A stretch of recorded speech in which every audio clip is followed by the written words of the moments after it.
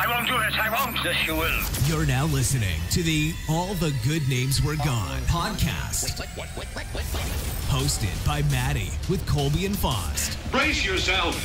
Here they are. Turn it up.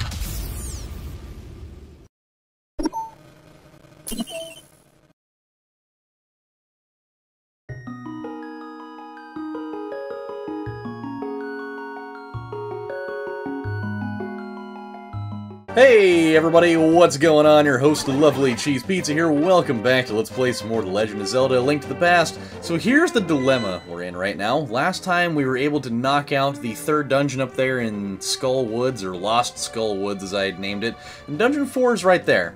However, I got myself into a bit of a predicament last time by using the magic mirror over in this area, and now I can't get back up there.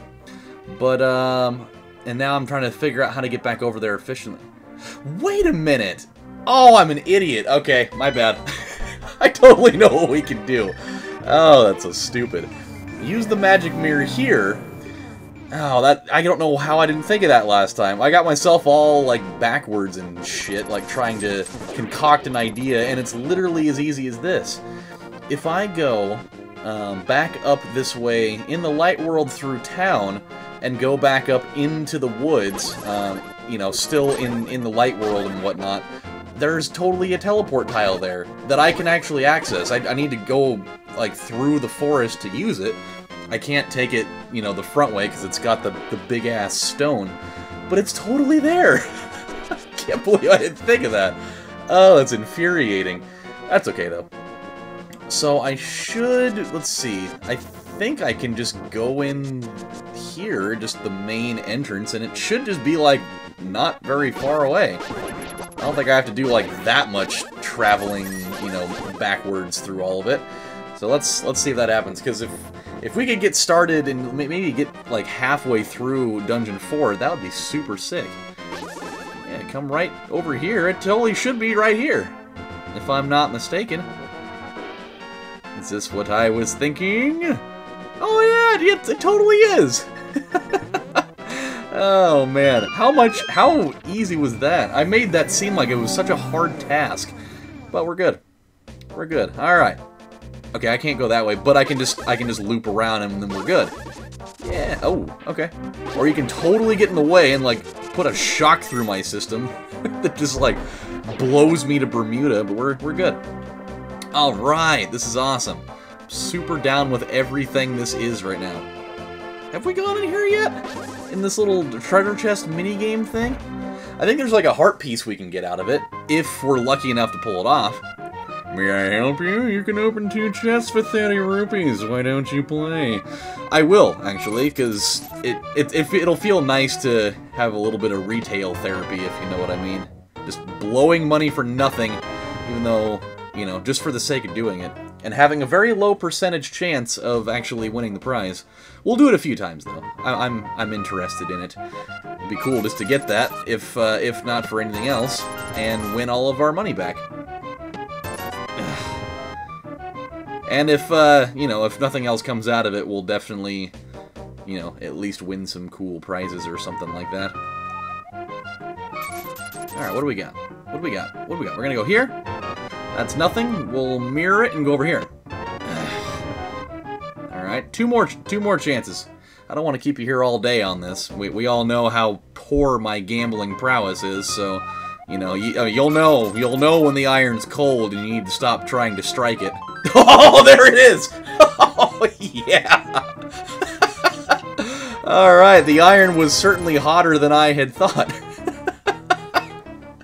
Oh, I can't believe it. That's great. Okay, well, that's cool. So we got what we wanted out of that adventure, and now all we gotta do is walk right over here to this strangely suspicious pitchfork in the ground thing. He's doing like a... what is that? Kinda reminds me of a move from... What game am I thinking of? Oh, I can't think of it. I'm seeing the animation in my head. It's like a special move where a guy, like, jumps up in the air and, like, shoves his sword into the ground, and a bunch of, like lightning just emits from the ground, and it just, like, kills everything on screen. I don't know why I can't think of what game that is. That's really gonna bother me. Oh well, it's okay. So let me get this out in the open here. I'm really happy and marginally upset about something at the same time. So those NES Minis came out late last week.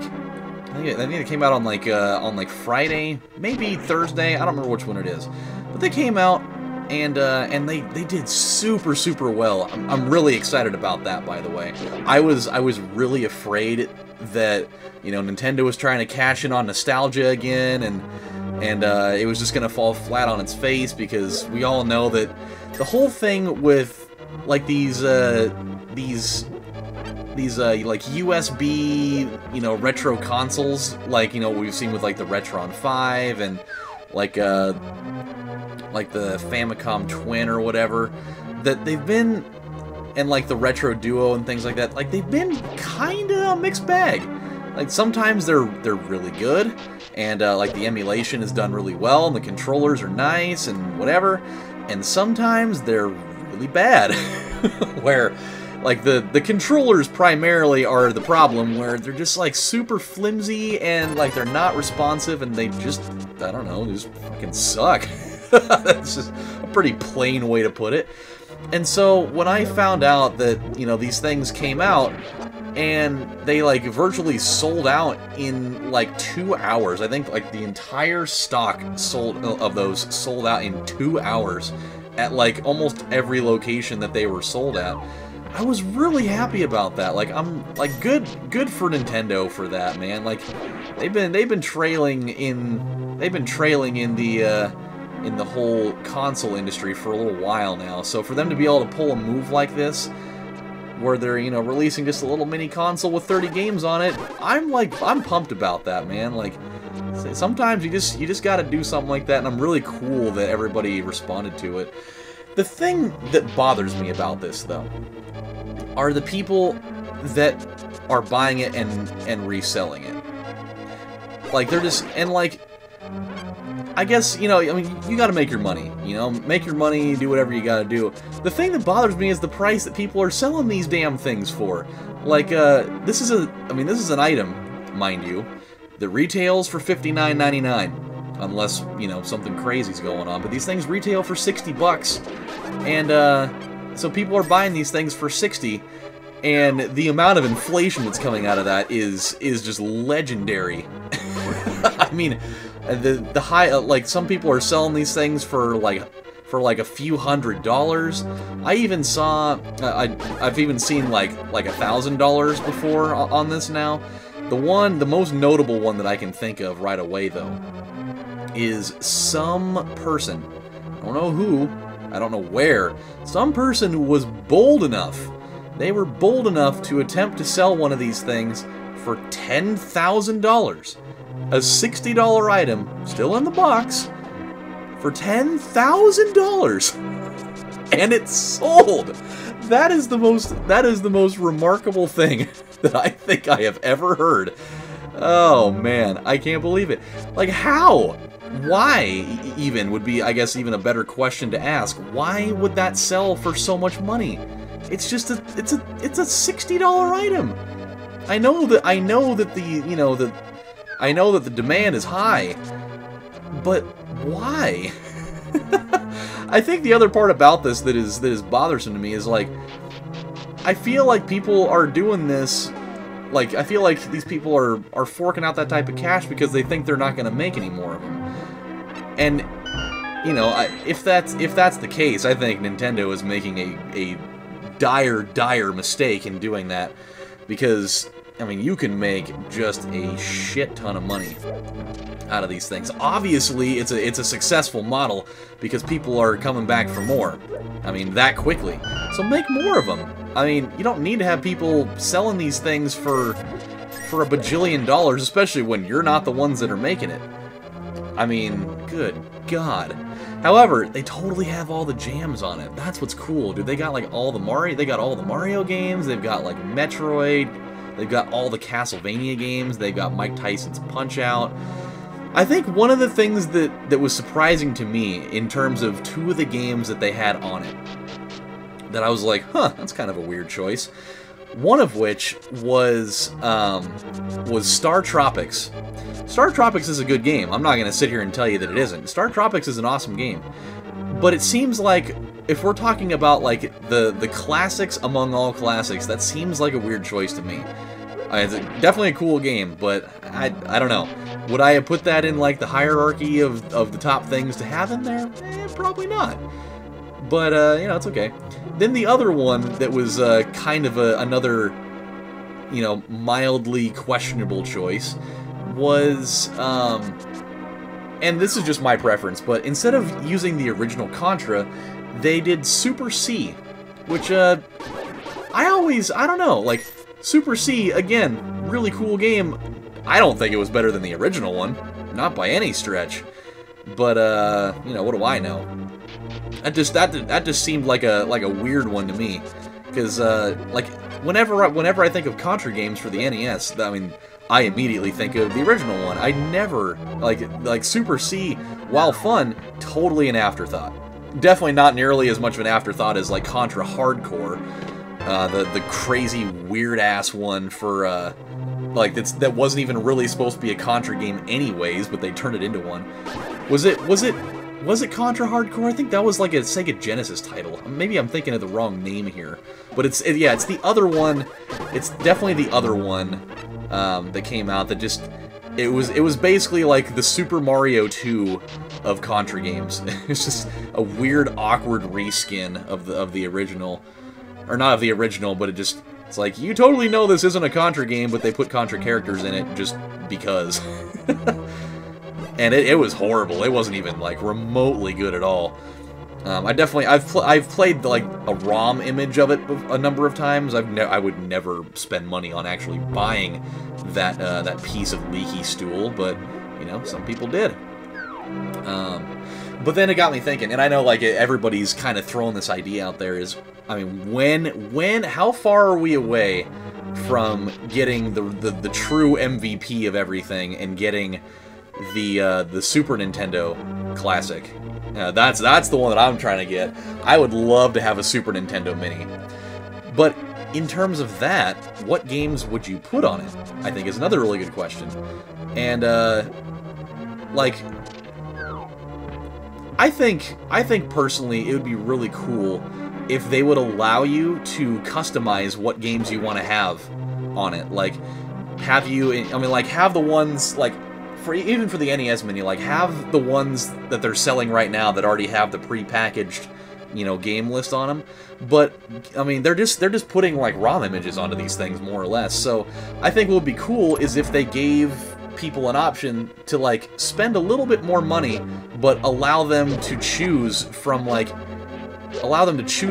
any available, like, NES ROM image, like, in the library, like, on a whole, and then just let them have that. I think that'd be awesome. I think that'd be a super cool idea, because then, like, I mean, there are a lot of great games out there that would totally not be featured in a Classics thing like that. Like Cobra Triangle, for instance, one of my favorites, or Captain Skyhawk. I mean, those I would love to have on a little mini thing like that. And I'd be totally willing to pay a little extra money for that. So, with that in mind, if I got to, like, customize, and I'm not going to go through, like, an entire list of 30 games for this, but if I got to choose some games for like, a Super Nintendo Classic for myself, like, tailored to my liking, here's a couple that I would totally have on it. I would totally have, obviously Super Mario World, obviously Super Mario Kart. I would have, I would definitely have, probably, definitely Battle Clash and Metal Combat if they had, like, the availability for having, like, external peripherals for it, like being able to use the Super Scope, because those were a couple of my absolute favorite games. I would have Top Gear. I would have, let's see, Super Nintendo. I would definitely have Turtles in Time. You gotta have Turtles in Time. I mean, that's, like, about as good as it gets right there. I would have Super Tecmo NBA Basketball, because I think that was one of the ultimate best basketball games for any retro console outside of, like, NBA Jam. just because, I mean, that's kind of a given in its own right. I would have that. I would have a little bit harder than I thought. I would definitely have Donkey Kong Country 2, because that's easily my favorite out of that series. So there's no question in that. I would have... Oh boy. Okay, let's chill here. This room is so it's so stressful. I hate it.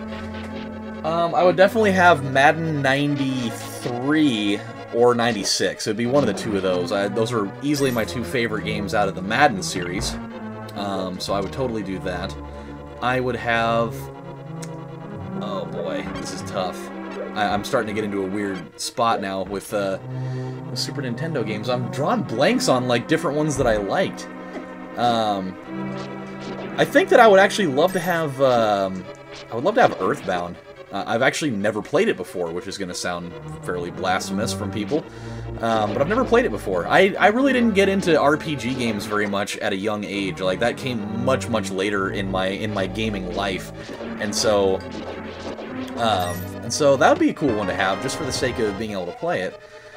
And then, after that, I'm kind of struggling for a couple of other names here. Maybe, like, Pilot Wings, I think, would be pretty cool. Maybe, like, oh my god, I'm kind of drawing some blanks here right now. Oh, definitely like Toy Story. Toy Story for Super Nintendo was definitely a jam.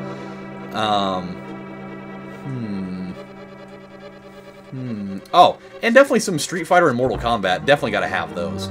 So I think at the very least I would have those, and then maybe, you know, I could probably think up some other ideas outside of that. But, oh god, okay, gotta calm down. A little crazy there. So I think at the very least, those would be some games I would totally consider having in the mix of it all. I don't know why I tried to bomb right there. There's totally nothing explodable. So yeah, I don't know. I was just thinking about that because I know that on the All the Good Names Were Gone podcast, like, we briefly kind of glossed over that, and I was thinking, man, if they ever made a Super Nintendo one, what the hell would I put on it? Or what should they put on it? I know they're, like, if they make one, I know there's going to be, like, Final Fantasy games, and probably, like, Secret of Mana, and a bunch of other... oh, and I definitely would have this game in there. I can't not have Legend of Zelda: Link to the Past in it. that would be a full-scale failure, the likes of which have never been seen, to not have this game in like an all-time jams thing. I think that'd be a really bad idea. Okay, so that's the boss room. That's totally where that is. But we as a people need to go down into and we gotta kind of retrace our steps here. Gotta figure it out. Super pumped, by the way. I don't know where I've been for the last like 10 years, but I finally am like now starting to build a library of podcasts that I like. Like, it's taken me a long time. I don't know, for a long time I wasn't really feeling the whole podcast type of you know, thing. It wasn't my cup of tea. And I mean, ever since I started doing the weekly podcast with the guys, like, I decided, you know, I think it'd be cool if I started listening to more of these, you know, kind of branch out and do that. I think it'd be a pretty good idea. Oh, we get the improved Titans mitt in here, don't we? Isn't that like the big item? I haven't even run across the big chest yet. I just realized. That'd be probably a pretty good idea for stuff to run into. But I guess we'll figure that out while we're down here. But yeah, I think I thought it would be probably a good idea for me to you know, look into that, and maybe that's not what we get in here. What do we get in here? I don't remember what the item is, to be 100% truthful with you. What would be in here? This seems like a very strange room to have here for like no reason, you know? There's no way that there's not a bombable wall around here. Oh god. It's either that or this is just a really hilariously elaborate trap that for no other reason other than just trying to get you killed is here. And I think that might be what we're looking at. That's totally what that was for. It's just there to piss you off. So I actually subscribed to a couple new podcasts today, and I'm really excited about it because I've been like I've been trying to find. Oh God, I've been trying to find some new like horror related things, and I definitely found the Mr. Creepypasta podcast, which is super cool. I've always had kind of a natural fascination with creepypastas. Like, I know they're fake, but I like the way a lot of them are written, and so I think that's a pretty cool thing, and I'm excited about it. So I definitely subscribed to that one today. I think that's going to be a pretty cool thing to listen to on a regular basis. I started following Mad About Movies, which is another really cool podcast where there's just a few guys that just kind of like dissect movies that are either just coming out or just like classic ones, and so I think that's pretty cool. And then another one that I subscribe to, even though they only allow like 10 free episodes without, you actually having to pay money for it, is called, I think it's called, oh god, now I can't remember what it is. I think it's called, like, oh no, this is pissing me off. I don't know the name of it. Let me grab my phone real quick, but keeping it as far away from my microphone as possible as to not go fucking crazy here. It's called Anything Ghost Show. It's actually super cool. It's just like people submitting like their personal experiences with like ghosts and the paranormal, which I love. That's like one of my ultimate favorite things, is getting to hear, people's different accounts with like the supernatural. And oh, it is the improved Titan's Mitt. Cool. Or it's just actually the Titan's Mitt. What was the other one called? Was it really the Power Glove? I can't remember. Okay. Which, by the way, I don't know if this is 100% true, but so we all remember the Power Glove from the NES. It was just like a completely like full-scale widespread failure. It didn't do very well. It was just a really finicky piece of equipment that just really didn't really work out very well. Like, people, it was just awkward to use, I guess would have been really the way to put it. And so the Super Nintendo had contemplated making one for the console, and they eventually didn't do it.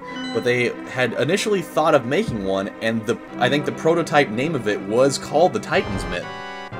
And so that's like paying homage to that. Gah! Too bright! Oh god! I forgot to put my glasses on! My transition lenses! Oh, I hate this fight so much. He just goes all fucking insane with his weird, like, kind of flamey wing arms, and the ability to shoot lasers out of his face.